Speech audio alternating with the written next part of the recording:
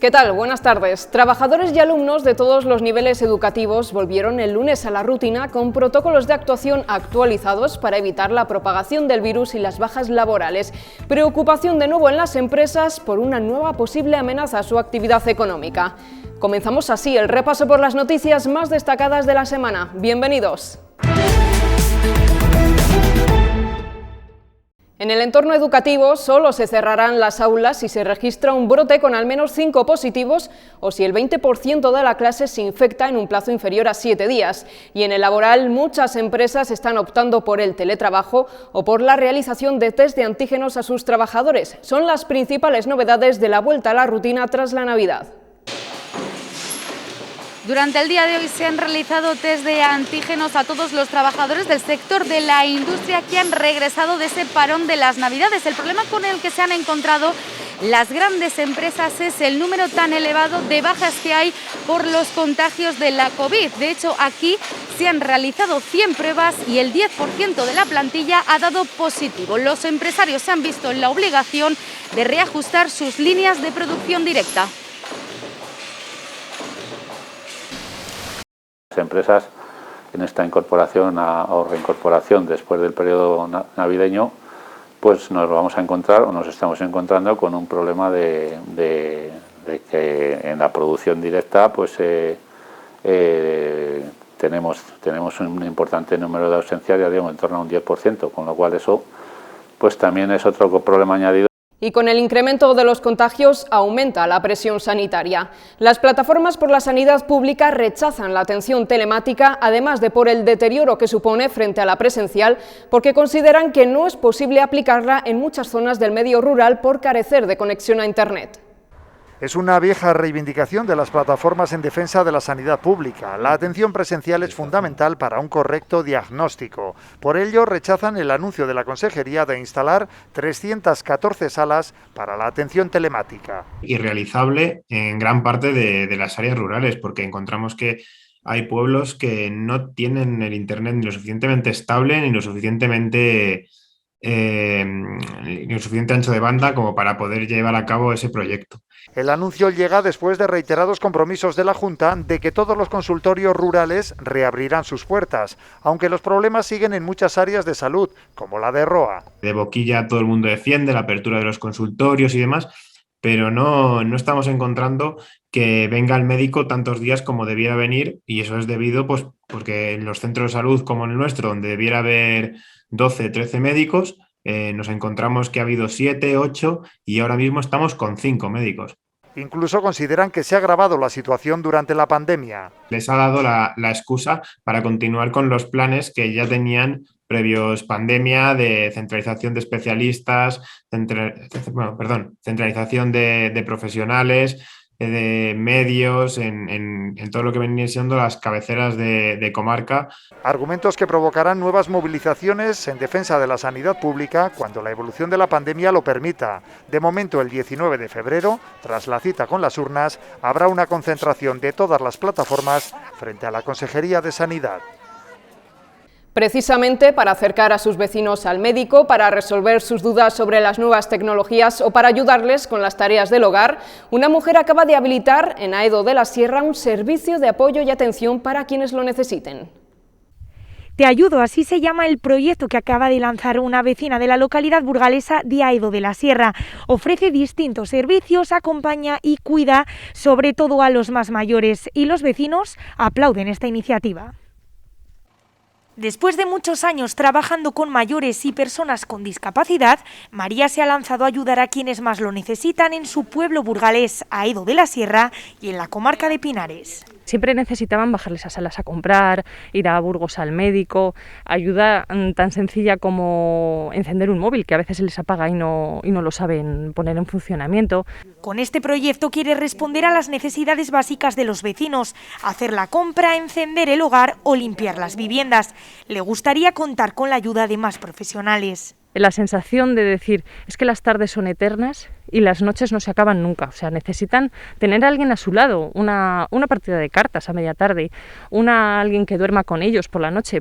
Julián vive solo, ha llamado a María y ella se acerca a tomarle la atención.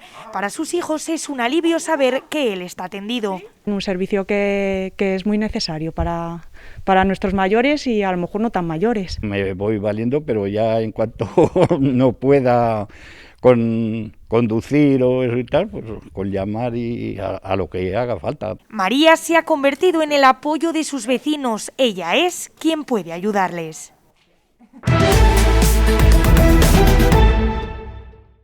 Poco más de 8.000 personas durmieron el año pasado en el albergue de peregrinos de Burgos desde que reabrió a principios de junio.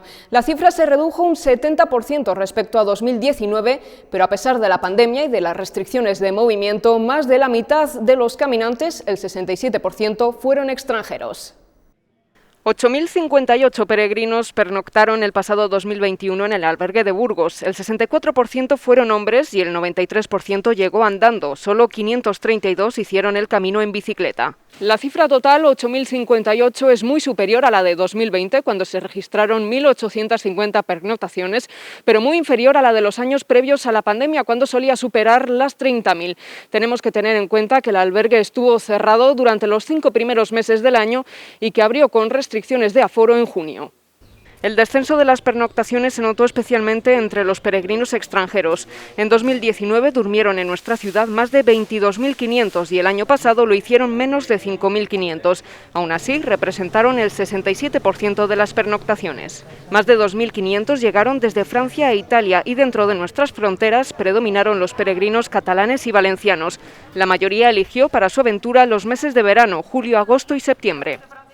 Nuevo grito de auxilio de los pequeños pueblos de la provincia por el grave estado de conservación de su patrimonio. Esta vez han sido los vecinos de Crespos quienes han dado la voz de alarma, preocupados por su iglesia románica.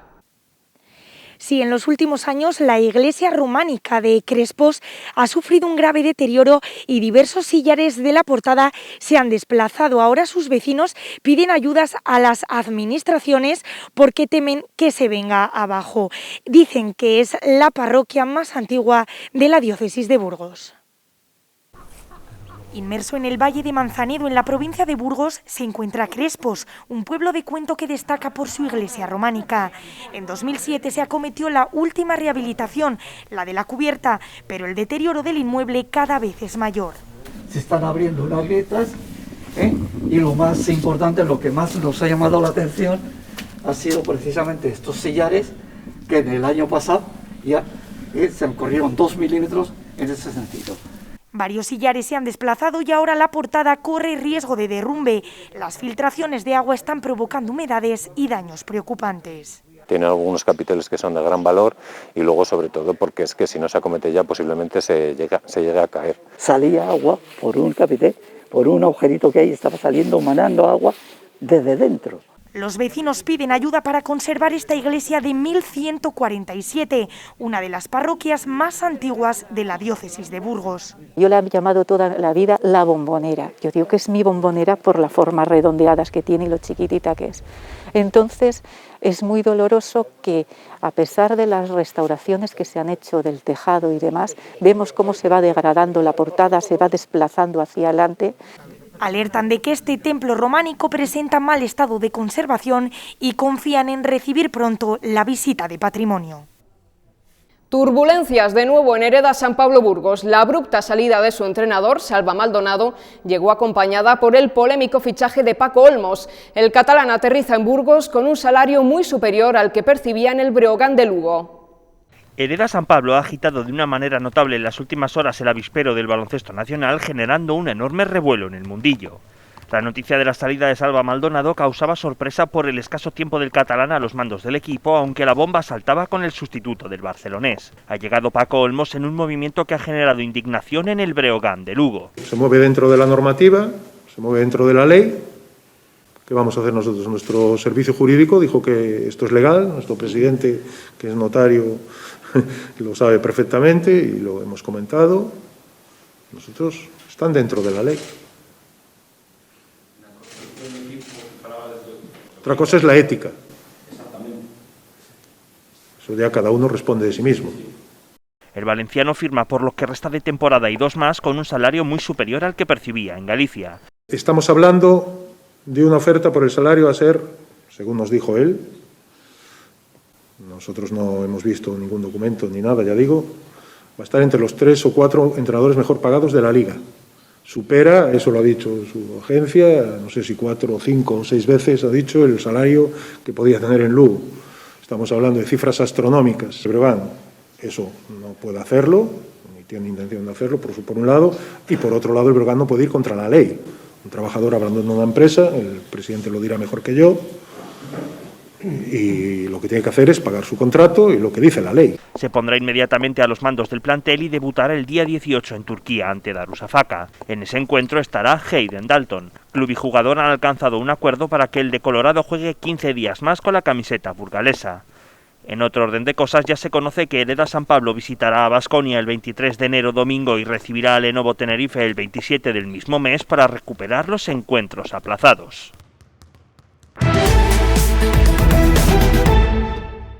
11 personas perdieron la vida el año pasado en las carreteras burgalesas, una cifra inferior a la de 2020, pero superior en 2 fallecidos a la de 2019.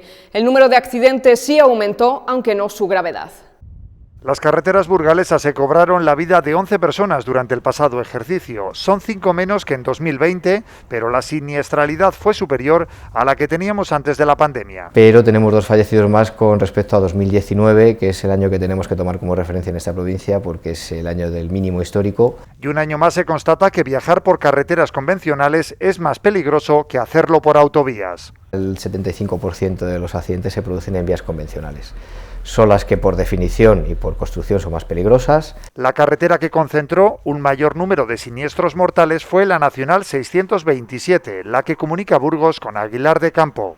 Este año hemos tenido que lamentar también un accidente en la P1, que si no recuerdo mal es el primer accidente que tenemos desde que se le liberalizó el peaje. Y en principio la más peligrosa, entre comillas, pues se puede considerar la Nacional 627, porque es la que ha tenido 2 víctimas mortales. El número total de accidentes con víctimas también aumentó en 2021, aunque se reduce el número de heridos graves y leves. Aunque la siniestralidad se está manteniendo, incluso aumentando un poco, estamos trasvasando a mayor levedad de esos accidentes. Tenemos unas víctimas de menor gravedad. La pandemia sigue afectando a la movilidad y al comportamiento que tenemos al volante. Los agentes de tráfico de la Guardia Civil impusieron el año pasado un 14% más de multas que en 2019. Están aumentando los patrones de conducciones, no sé cómo decir, más violentas y estamos aumentando el número de infracciones que cometen los conductores y por lo tanto al aumentar el número de infracciones pues aumenta el número de sanciones. Hemos tramitado un total de 104.000 denuncias. El reto ahora es rebajar los datos de siniestralidad vial en este 2022. En plena polémica por las macrogranjas, hemos preguntado al presidente de Asaja Burgos por los controles sanitarios y de calidad a los que se enfrenta este modelo de ganadería. En Burgos, la mayoría de las granjas intensivas son pequeñas y están dedicadas principalmente a la cría de cerdos y aves. Asaja Burgos califica de irresponsables las declaraciones de Alberto Garzón sobre las macrogranjas. Que esas declaraciones no pueden ser más irresponsables y más viniendo de un ministro, y ya es reiterativo. El ministro de Consumo aseguraba que este tipo de explotaciones intensivas son contaminantes y producen carne de mala calidad de animales maltratados. El tema de las macrogranjas y ese término en concreto consideramos que es un término que se han inventado los colectivos ecologistas para de alguna manera desprestigiar. Desde Asaja aseguran que los controles que se realizan en la ganadería intensiva son estrictos desde la entrada del primer animal hasta la venta de la carne. En los comercios aseguran que este tipo de explotaciones y las extensivas tienen que seguir conviviendo para garantizar la producción cárnica. Hay controles en la gestión de purines, hay controles en la alimentación animal, hay controles en el transporte de los animales, hay controles en todo. ¿O alguien piensa que si este sector se va al traste, la carne que nos venga de Argentina, de Brasil, de Turquía, de otros terceros países va a ser mejor que la que estamos produciendo aquí? Aseguran que un Real Decreto regula este tipo de explotaciones en lo relativo a bienestar animal y a las dimensiones que deben de tener este tipo de granjas. Como un señor que ha estado en este Consejo de Ministros y ha aprobado esta regulación, luego es capaz de criticarlo. Es de una irresponsabilidad y de una contradicción sin precedentes. Este señor no puede continuar ni un minuto más en el ministerio. Asaja considera que esta polémica no debe llamar al engaño a los consumidores. No todos en nuestra casa podemos comernos todos los días un chuletón de 20 euros el kilo de una explotación de vacuno en extensivo. Y lamentan que el titular de Agricultura, Luis Planas, haya tardado en salir en defensa del sector.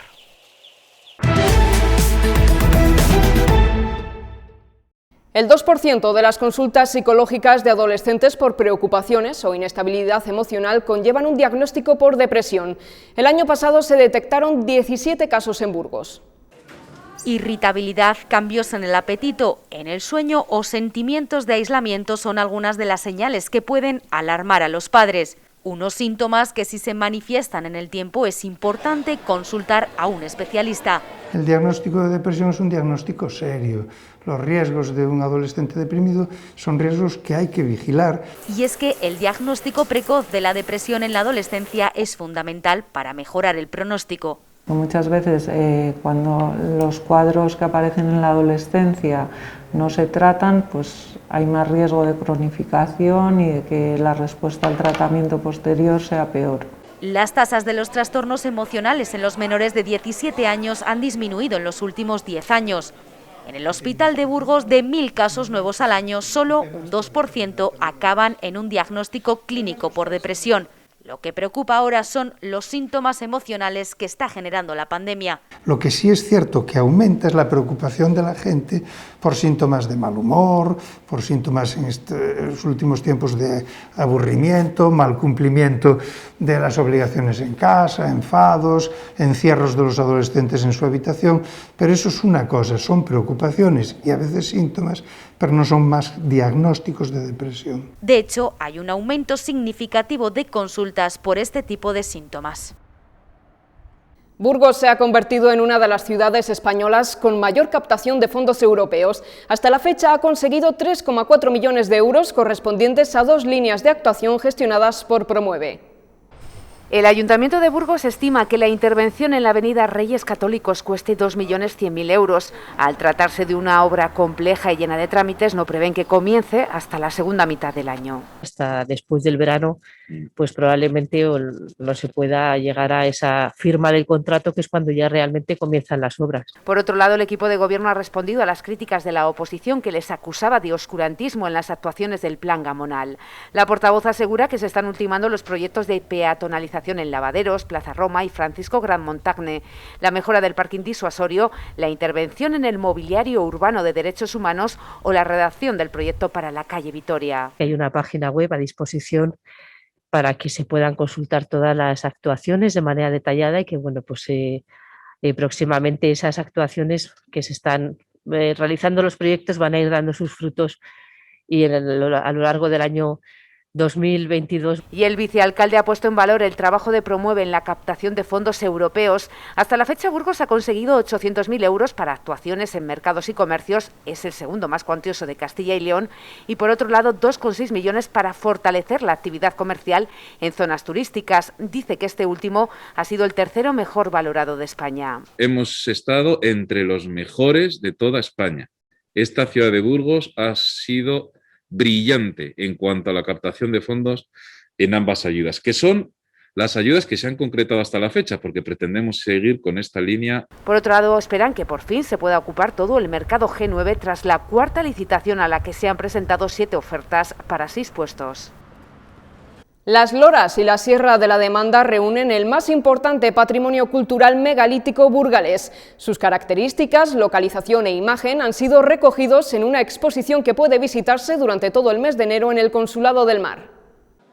Primero fue un libro y ahora Tumbas de Gigantes se ha convertido en una exposición, en un recorrido a través de una veintena de paneles por los dólmenes, túmulos y menires más relevantes de la provincia. Sus autores han localizado centenares. La zona de las Merindades, que es un núcleo potente, sobre todo lo que son las loras, Sargentes de la Lora, Valle de Sedano, Los Altos, Tubilla del Agua, donde hay la mayor acumulación, y por último, por la zona de las estribaciones de la Sierra de la Demanda, donde también hay un conjunto interesante. No hay dólmenes prácticamente en todo el sur de la provincia, es decir, que en toda la cuenca del Duero los dólmenes prácticamente son inexistentes. La muestra ha recorrido parte de la provincia y lo seguirá haciendo, pero por primera vez expone en este Consulado del Mar de la capital una selección de los materiales arqueológicos recogidos en los dólmenes y varios cristales de comienzos del siglo XX. Las piezas que aparecen son las mismas que utilizaban los agricultores y los pastores de aquella época, que son herramientas de pedernal tallado,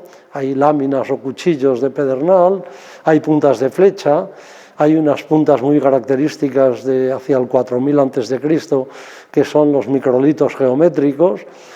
Hay hachas de piedra pulimentada. Esos son los elementos que acompañaban a los muertos en el interior de los dólmenes. Incluye además una recreación de la estructura de un dolmen y propone rutas por los municipios burgaleses con mayor patrimonio cultural megalítico. El viernes amanecimos con una nueva víctima mortal en las carreteras burgalesas. Una mujer de 67 años fue atropellada en un paso de cebra de la calle Esteban Sáez Alvarado. Es la cuarta muerte de estas características en un mes y medio. Sí, ocurrió a las 7:30 de la tarde en este paso de cebra de la calle Esteban Sáez Alvarado. Un varón de 70 años se llevó por delante a una mujer de 67. El impacto fue tan violento que desplazó a la víctima hasta 15 metros. Los sanitarios no pudieron hacer nada por reanimarla. Es la cuarta muerte que hay en la ciudad por atropello en tan solo un mes y medio y además cumplen las mismas características, y es que han sido en pasos de peatones. Esta calle, que es la que atraviesa Burgos de parte a parte, pues tiene una circulación, está con una circulación muy grande. Entonces los pasos, efectivamente, hay distancia, pero las farolas están en el medio, en el lateral no, tenían que ayudar a poner unas farolas de peatones. Si vas en el coche hay veces que la gente ves que se tira, que dices, bueno, aunque estés en un paso de cebra, tienes que parar un poco, ver lo que va a hacer el conductor, porque el conductor no sabes cómo va a reaccionar. Entonces, ahora, ¿qué pasó? Pues no lo sabemos. Antes la gente tenía mucho cuidado, los conductores, y cuando veían a alguien, una persona que estaba a punto de pasar, paraban. Observamos los pasos de cebra, tienes que tener mucho el cuidado peatón tiene que tener mucho cuidado. Ha sido un Dakar duro por los problemas mecánicos, pero tremendamente reconfortante para Cristina Gutiérrez. La piloto burgalesa conquistó este viernes el tercer puesto de la general, convirtiéndose en la tercera mujer de la historia en subirse al podio. Cristina Gutiérrez subió al tercer cajón del Dakar en la categoría de prototipos ligeros. La burgalesa fue cuarta en la última jornada disputada entre Pisa y Jeddah, sobre una especial de 164 kilómetros. La resistencia de la piloto de Red Bull, titánica durante toda la prueba, le ha valido un sitio en la fotografía de honor de la categoría T3. Suma así, junto a su copiloto François Casalet, su primer podio en carrera y se saca la espina del año pasado, cuando tuvo que abandonar por un problema en la caja de cambios. Éxito también para Alberto Herrero, que ha concluido un Dakar durísimo, plagado de contratiempos, a los mandos de su Scania Torpedo. Con esta importantísima noticia para la piloto y para nuestro deporte nos despedimos. Enhorabuena, Cristina, y a ustedes disfruten del fin de semana.